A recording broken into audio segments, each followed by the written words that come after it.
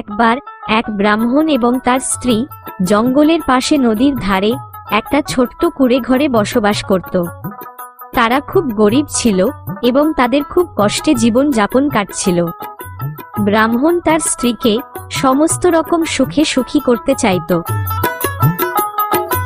একদিন ব্রাহ্মণ নদীর ধারে বসেছিল, তখন তার স্ত্রী রান্নাঘরে খাবার তৈরি করছিল। ব্রাহ্মণ দুপুরের শান্ত পরিবেশে বসে ঈশ্বরের কাছে প্রার্থনা করছিল। ব্রাহ্মণ যখন তার চোখ খুলল, তখন সে দেখতে পেল নদীর উপর থেকে একটা সোনার হাঁস উড়তে উড়তে তার দিকেই আসছিল। হাঁসটির পাখনাগুলো সোনার হাওয়ায় ঝলমল করছিল, তাকে দেখতে দারুণ সুন্দর লাগছিল।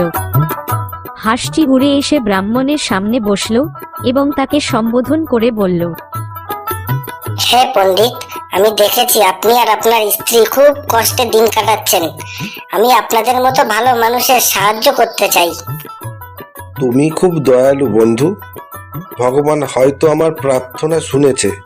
তোমার পাখনাগুলো কি সুন্দর, ওটা কি সত্যি সোনার তৈরি? হ্যাঁ ব্রাহ্মণ, এগুলো সব সত্যি সোনার তৈরি।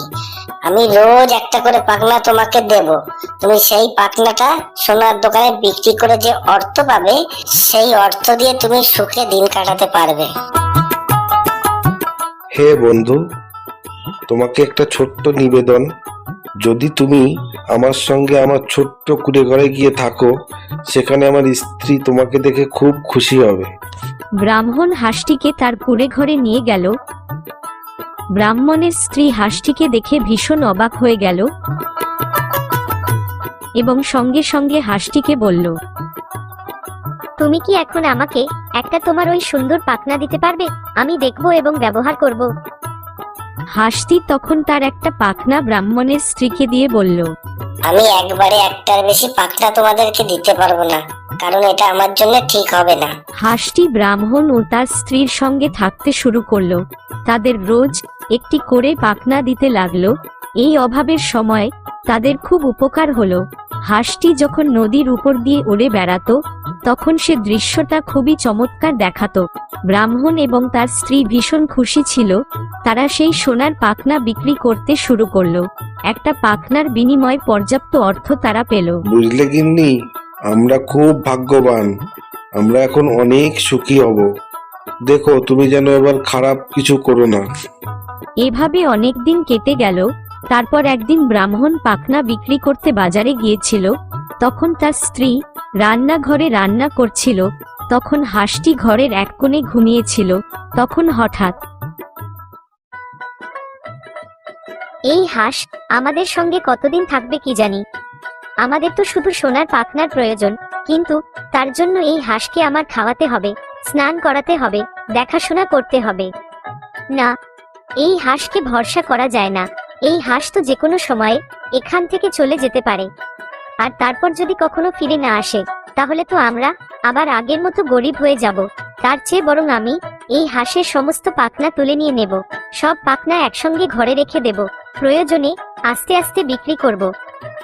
আমাদের আর কোনোদিন কাজ করতে হবে না, আর আমরা কখনোই গরিব হব না। যাই, হাঁসটি এখন ঘুমাচ্ছে, এই সুযোগে ওর সব পাখনা তুলে ফেলি। ব্রাহ্মণের স্ত্রী আস্তে আস্তে হাঁসের কাছে গেল। তারপর হাঁসটিকে ধরে ফেলল। হাঁসটি ভীষণ ভয় পেল। ব্রাহ্মণের স্ত্রী হাঁসটির পাখনা ধরে টানতে লাগলো। হাঁসটি তার হাত থেকে বাঁচবার জন্য ছটফট করতে লাগলো। আমি তোমার সব পাখনার জন্য এতদিন অপেক্ষা করতে পারবো না। আরে মূর্খ মহিলা, তুমি এটা কেন করছো? আমি তো তোমাদের উপকারের জন্যই এখানে এসেছিলাম। আর জীবনে তুমি সুখী হবার উপযুক্ত না, কেননা তুমি অপব্যবহার করবে। তোমার স্বামী তো তোমাকে সুখী রাখার জন্য অনেক কিছু করতে চায়, কিন্তু তুমি তোমার সুযোগ হারিয়েছো। আমি স্বেচ্ছায় তোমাদেরকে একটা করে সোনার পাখনা দিয়ে আসছিলাম। আমার এখন মনে হচ্ছে তোমাদের উপকার করার কোনো দরকার নেই। আর এখন থেকে আমার পাখনা শুধুমাত্র একটা সাধারণ পাখির পাখনার মতোই তোমাদের কাছে হবে। আমি চললাম, আর কোনো দিন এখানে ফিরে আসবো না। তারপর হাঁসটি ব্রাহ্মণের স্ত্রীর হাত থেকে ছাড়া পাওয়ার জন্য অনেক লড়াই করলো। তারপর হাঁসটি তার ঠোঁট দিয়ে ব্রাহ্মণের স্ত্রীকে জোরে আঘাত করে তার হাত থেকে উড়ে পালালো। ব্রাহ্মণ তখন বাড়ির কাছাকাছি এসে গিয়েছিল। সে দেখলো হাঁসটি উড়ে পালাচ্ছে। কি হয়েছে হাঁসের, এভাবে উড়ে চলে গেল? জি, আমি ওর সব পাখনাগুলো নিচ্ছিলাম, কিন্তু ও আমাকে নিতে দিচ্ছিল না। আমি তোমাকে কতবার বারণ করেছি কোনো রকম খারাপ কিছু করো না, বেশি লোভ করো না।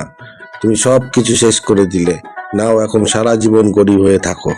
তাহলে আমরা এই গল্প থেকে এটাই শিখতে পেলাম, বেশি লোভ করলে যা কিছু ছিল তাকেও হারাতে হয়।